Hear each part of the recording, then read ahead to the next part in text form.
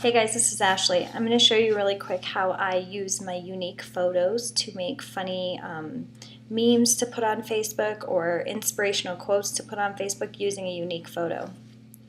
So I'm here at my Shareist dashboard. I've got my active gear review project right here. I'm going to go into that.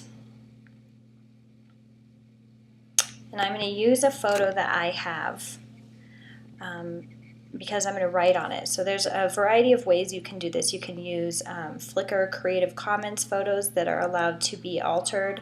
There's a lot of photo sites where you can get free photos, but there's a few rules on them. So keep an eye out for the fact that you're not using any copyrighted photos, but this is a really easy project to do once you have a photo. So I'm going to go ahead and capture a photo that I want to use into my inbox. So I'm going to click image, and I know the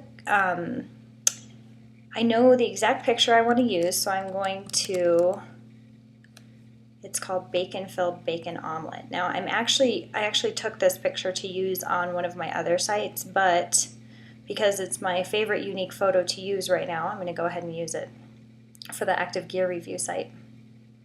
And it's uploading that picture right now.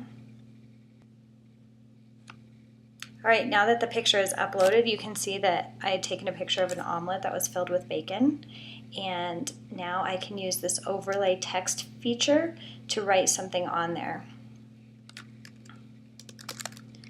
And because I'm doing it for a page that involves running, I'm going to write something clever like, I run so I can enjoy this. And then the watermark will just put my site on there. So I could choose to either write here my Facebook page, I could write facebook.com/activegearreview, or I could take them directly to my URL. I could put whatever I wanted there so that when this gets shared, if this happens to go viral, it will have my site name right there. As you can see, once I click add text to image, it's going to use the LOL Cats font. So it's kind of, if you have a funny picture, then you'll use that font. If it's a more serious picture, or if you want to share something inspirational, you can change that over to the gray bar. And you can just play with it, figure out what looks best on your image. I think I want to stick, here's the gray bar, the font. I may want to move some of the words up to the top,